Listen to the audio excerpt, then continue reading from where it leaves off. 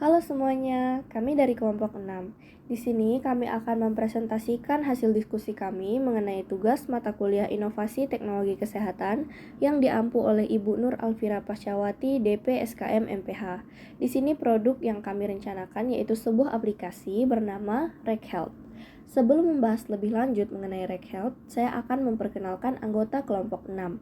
Yang pertama, Maria De Ivoninogo.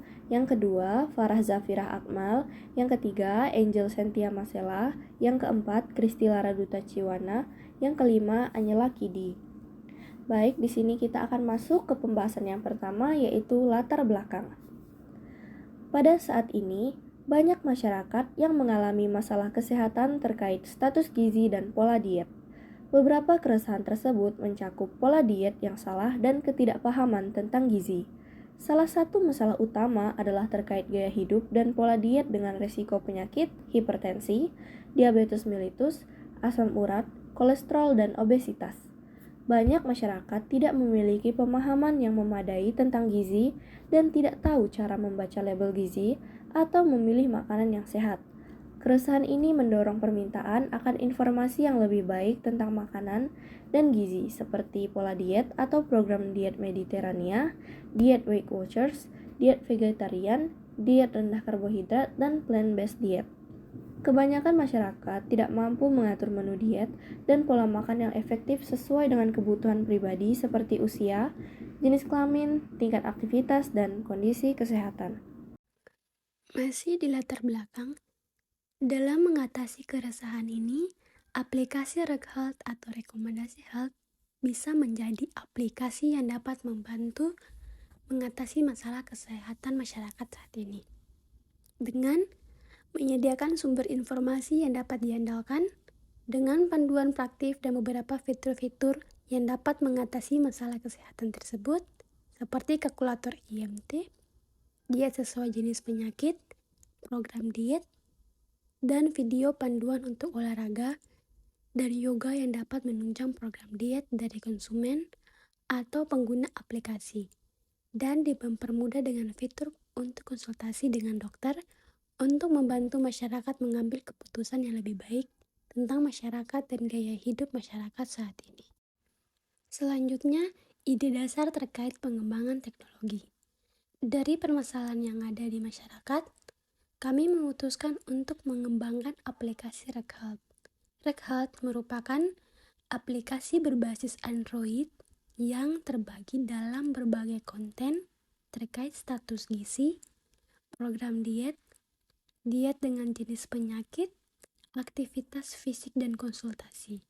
Tujuannya, satu, untuk mengetahui status gizi, kedua, untuk mengetahui cara diet sesuai kebutuhan dan sesuai penyakit, ketiga, untuk mempermudah berkonsultasi dengan tenaga kesehatan.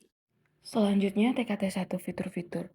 Dalam aplikasi ini terdapat fitur kalkulator IMT atau status gizi, diet dengan jenis penyakit, hipertensi, DM, asam urat, kolesterol, obesitas. Ada fitur program diet, menu diet, aktivitas fisik, konsultasi tenaga kesehatan, pengaturan, dan call center. Lalu terkait kelebihan dan kekurangannya. Yang pertama, kelebihan, aplikasi ini itu dapat berkonsultasi pada ahli gizi ataupun tenaga kesehatan lainnya. Yang kedua, bisa konsultasi dan diet gratis.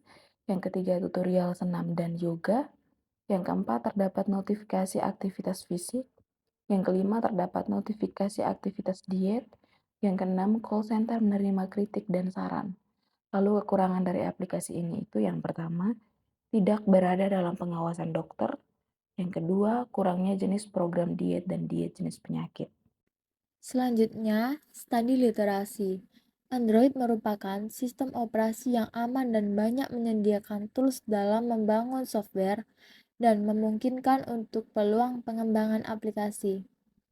Android bersifat open source platform dan free platform.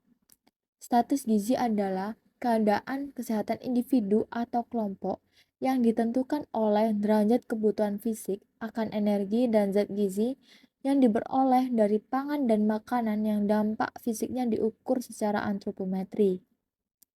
Diet dapat diartikan sebagai kegiatan membatasi nutrisi berupa kalori dengan sengaja yang dimaksudkan untuk mendapatkan bentuk tubuh yang lebih kurus.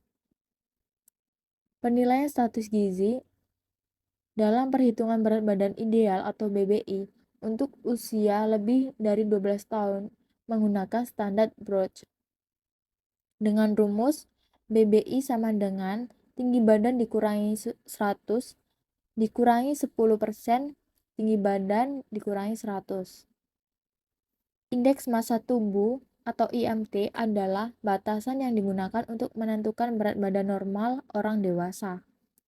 Rumus IMT untuk usia dewasa adalah IMT sama dengan berat badan dibagi tinggi badan meter kuadrat. Selanjutnya masih di studi literasi. Diabetes mellitus adalah suatu penyakit gangguan metabolik menahun yang ditandai oleh kadar glukosa darah yang melebihi nilai normal. Menurut laporan WHO, Indonesia menempati urutan ke-7 terbesar dari jumlah penderita diabetes mellitus dengan prevalensi 8,5% dari total penduduk dengan rentang usia 20-79. Sedangkan posisi urutan di atasnya yaitu Meksiko, Rusia, Brazil, Amerika Serikat, India, dan Cina. WHO memprediksi kenaikan jumlah penyandang diabetes mellitus di Indonesia sebesar 55% pada tahun 2035. Hipertensi atau tekanan darah tinggi adalah suatu peningkatan abnormal tekanan darah dalam pembuluh darah arteri yang mengangkut darah dari jantung dan memompa ke seluruh jaringan dan organ-organ tubuh secara terus-menerus lebih dari satu periode. Kolesterol adalah lemak yang sebagian besar dibentuk oleh tubuh sendiri, terutama dalam hati. Kolesterol mempunyai beberapa fungsi untuk tubuh. Di antaranya adalah pembentuk hormon seperti hormon estrogen dan progesteran, serta sebagai pembentuk asam empedu dan garam empedu. Walaupun kolesterol ini penting untuk pembentukan hormon dan garam empedu, namun jika kadarnya berlebihan di dalam tubuh, dapat menimbulkan penyakit jaringan tubuh. Kadar kolesterol normal dalam tubuh adalah 200 mg per desiliter. Obesitas merupakan penumpukan lemak yang berlebihan akibat ketidakseimbangan asupan energi dengan energi yang digunakan dalam waktu lama.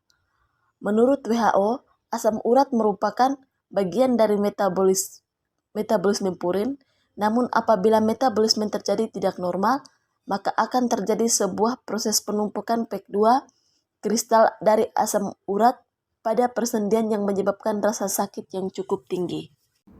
Baik, sekian presentasi kami dari kelompok 6. Apabila ada salah kata dan pengucapan, kami mohon maaf. Atas perhatiannya, kami ucapkan terima kasih.